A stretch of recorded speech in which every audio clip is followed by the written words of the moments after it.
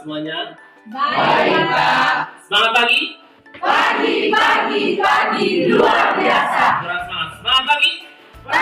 Pagi, luar biasa.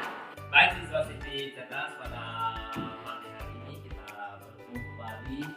Kita sama-sama belajar dalam mata pelajaran agribisnis tanaman sayuran pada fase akhir.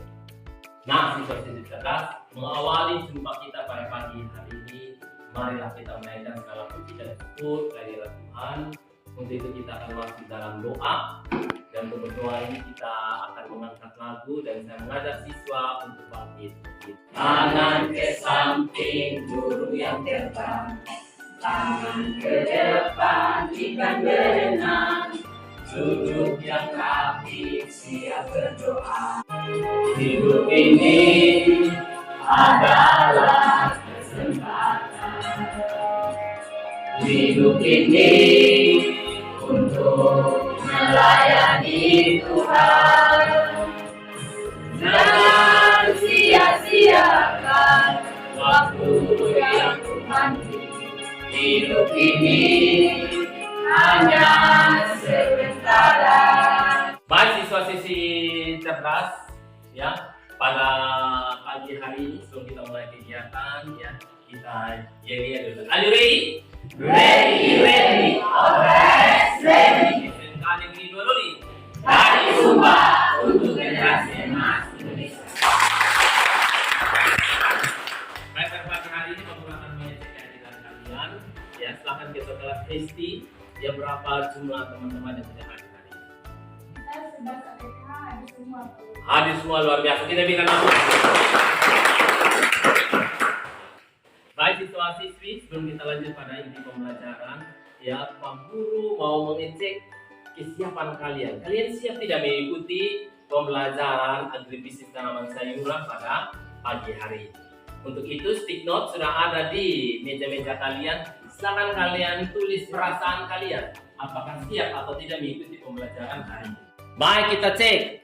Ada siap. Ya, siap mengikuti pelajaran, senang, siap belajar, siap. Siap mengikuti pelajaran, luar biasa. Siap happy mengikuti pelajaran. Pembelajaran yang akan Pak Guru gunakan yaitu namanya model 4T. Ya, 4T itu terdiri dari ada 4 bagian. Ada namanya telaah, ada namanya teliti, ada namanya tata, dan ada namanya tutur. Telaah itu apa? Telaah berarti nanti kalian mencari informasi. Lihat apa? Literasi media atau literasi buku. Kemudian teliti. Teliti ada LKPD. Kalian sebentar mengerjakan dan berdiskusi dalam satu kelompok. Kemudian ada tata. Berarti apa? Anda mengerjakan semua permintaan lembar evaluasi, lembar soal yang ada di dalam LKPD dan didiskusikan. Dan yang terakhir itu ada mentutur. Berarti apa? Anda mempresentasikan perwakilan dari masing-masing kelompok, dan kelompok lain bisa memberikan tanggapan. Untuk membangkitkan kembali gairah kalian dalam mengikuti pembelajaran, ya, kita melihat ada ilustrasi, ya, yang ada di slide. Silakan bisa dibaca dalam hati, ya. Ilustrasi ini di sebuah desa kecil yang dikelilingi oleh perbukitan hijau, hidup seorang petani bernama Ahmad. Ya, Ahmad adalah seorang petani yang rajin dan penuh dedikasi. Ya, setiap pagi dia pergi ke ladangnya untuk merawat tanaman dan menanam bibit yang sehat. Dia juga selalu menjaga tanahnya agar tetap subur dengan penggunaan organik yang tepat. Suatu hari saat musim panen tiba, Ahmad dengan gembira memanen hasil jerih payahnya. Ladangnya dipenuhi dengan berbagai jenis buah dan sayuran segar. Namun Ahmad tahu bahwa pekerjaan sebenarnya baru saja dimulai. Ya, setelah memanen hasilnya, Ahmad segera mulai menjalani proses penanganan pasca panen yang teliti. Dia membersihkan buah-buahan dan sayuran dengan hati-hati, ya, membuang bagian yang cacat. Kemudian mengelompokkannya ke dalam keranjang-keranjang yang yang bersih. Pada pagi hari ini ada pertanyaan romantik untuk kita. Yang pertama, ya, dari ilustrasi cerita yang tadi antara Pak Ahmad dengan satu petani lainnya. Yang pertama sini, di sini ada 5, kalian bisa baca. Kita lihat yang pertama, apa yang membedakan dengan pasca panen Ahmad dari petani lain dalam cerita ini? Silakan angkat tangan kelompok yang bisa. Ya, silakan kelompok 2. Setelah memanen hasil panennya, dia membersihkan dan menjaga hasil panen agar tetap segar dan berkualitas. Dia juga menjualnya dengan harga yang baik. Ya, kita tepuk wow dulu. Wow. Baik siswa-siswi, ya. Yang menjadi tujuan pembelajaran kita pada pagi hari ini yaitu bahwa siswa dapat melaksanakan kegiatan pasca panen yang baik yang meliputi pembersihan, sortasi, grading, penyimpanan, dan penjualan. Baik, sekarang kita masuk pada telaah. Pak Guru persilakan, ya, bahan ajar sudah ada di tangan kalian termasuk dengan ilustrasi yang tadi, ya. Pak Guru memberi kesempatan kepada kalian untuk membaca bahan ajar yang ada. Kemudian silakan masing-masing kelompok membuat satu pertanyaan saja, ya. Masing-masing kelompok membuat satu pertanyaan. Silakan Pak Guru kasih waktu 5-10 menit untuk membaca secara berkelompok. Ya. Baik siswa-siswi cerdas, kalian sudah membaca secara bersama-sama materi ajar yang ada dalam kalian. Pak Guru persilakan, ya. Silakan kelompok yang mau bertanya dan kelompok lain bisa menanggapinya. Coba angkat tangan kelompok yang mau bertanya. Ya, silakan Histi, kelompok 1. Ya, silakan Histi. Mana yang lebih penting, panen atau pasca panen? Ya, jadi Histi bertanya mana yang lebih penting, panen atau pasca panen. Silakan ada kelompok yang mau menjawab. Ya, silakan kelompok 3. Panen dan pasca panen sama-sama penting. Panen dilakukan dengan cepat waktu, pasca panen dilakukan dengan teliti. Ya, kita berikan aplaus dulu. Jadi ekonomi kita harus perhatikan kalau panen itu harus mencapai fase fisiologi. Kalau pasca panen kita harus lakukan dengan baik dan teliti sehingga harga jual produk kita menjadi lebih baik. Ya, ada lagi yang mau bertanya? Baik, kalau tidak ada pertanyaan, ya ini ada beberapa informasi tambahan dari bahan ajar yang kalian sudah ada dalam kalian. Bahwa kegiatan penanganan hasil pasca panen, hasil panen itu terdiri dari yang pertama pembersihan. Ya, jadi yang pertama itu pembersihan. Jadi pembersihan itu, ya, di situ kita menggunakan lap, kertas lap atau kain lap, kita lap bersih produk kita. Kalau jenis ubi-ubian itu kita bersihkan pakai sikat halus, ya, supaya jangan ada tanah yang melekat. Ya, jadi kegiatan penanganan hasil panen yang pertama itu adalah pembersihan, yaitu proses penghapusan kotoran, debu atau kontaminan lainnya dari hasil panen setelah panen. Nah, kegiatan yang kedua itu sortasi. Ya, sortasi itu adalah pengelompokan hasil panen berdasarkan kriteria seperti ukuran, warna, kualitas, atau jenis.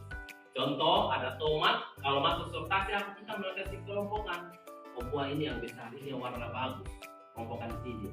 Yang ini yang sedang dan ini yang kecil. Itu masuk ke situ yang namanya sortasi. Kita pisahkan buah tomat yang utuh maupun yang rusak.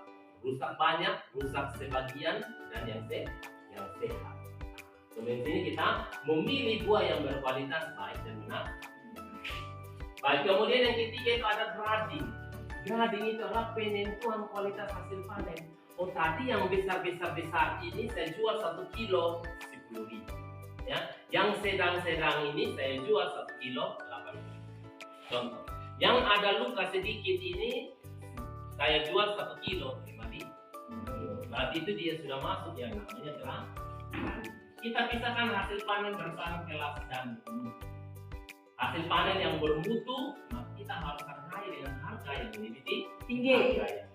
Ini contoh untuk tomat segar. Ya, tomat segar itu ada mutu 1, mutu 2. Kalau mutu 1 besarnya seragam. Kemudian situ dia tua, tetapi tidak terlalu masak. Penanganan hasil panen terdiri dari pembersihan, kemudian ada sortasi, grading, kemudian ada apa? Pengemasan, penyimpanan, dan pengangguran. Jadi sini Pak Guru sudah sediakan ada tomat segar, ya. Kemudian ada plastik wrapping, ya. Jadi ada plastik wrapping, kemudian ada gunting, tisu, timbangan, dan label, ya. Nah, jadi nanti label itu seperti ini contoh untuk label, ya. Jadi kita kalau melakukan penjualan minimal harus ada label. Nah, kemudian ini prosedurnya, nanti masing-masing kelompok mengerjakan yang pertama, ya. Di sini menyiapkan alat dan bahan, ya sudah ada. Masing-masing kelompok nanti akan timbang tomat, ya. Kita sepakat kira-kira per kelompok mau berapa kilo? 1 Pak. 1 kilo. Dan nanti silakan ada timbangan, masing-masing kelompok maju dan menimbang sebanyak 1 kilo. Kemudian nanti tomat itu kita lakukan dari 6 kegiatan tadi yang untuk penanganan pasca panen. Itu mulai dari apa? Pembersihan. Kemudian mulai dari sortasi dan gradasi. Setelah itu baru kalian pasang di dalam wadah, ya. Jadi wadah untuk bahan pembelajaran kita pakai yang sederhana, ya, pakai gabus ini, dan kita taruh tomatnya di sini, kemudian kita bungkuslah dengan wrapping.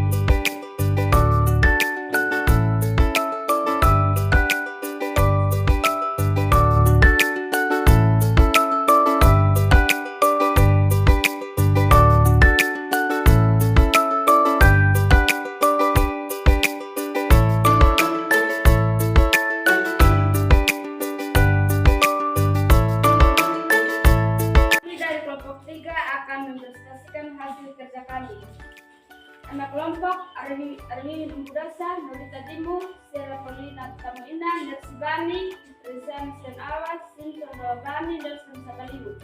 Tanggal praktek tanggal 7 November 2023. Tujuan praktek ini adalah untuk memahami dan mengaplikasikan teknik pengemasan, penyebakan tomat, dan menggunakan plastik wrapping. Praktek ini bertujuan untuk melindungi tomat dari kerusakan fisik, memperpanjang masa simpannya, dan menjaga kebersihan produk. Bahan dan alat: 1. Tomat segar, 2. Plastik wrapping atau plastik pembungkus, 3. Gunting atau alat pemotong plastik, 4. Tisu kertas, 5. Timbangan, 6. Label. Hasil dan pembahasan. Pada praktek ini kita telah melakukan pengemasan tomat dengan plastik wrapping.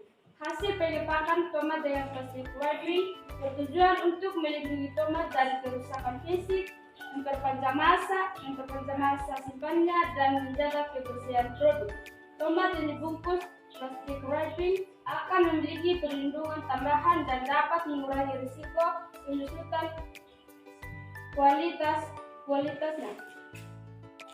Saran pentingnya untuk memastikan plastik wrapping yang digunakan bersih dan bebas dari kotoran kontaminasi sebelum digunakan. Kesimpulan, perlindungan yang diberikan oleh plastik wrapping dapat mengurangi kerugian yang disebabkan oleh penyusutan kualitas penolakan konsumen dan kerugian ekonomi dalam rantai pasokan produk pertanian. Terima kasih.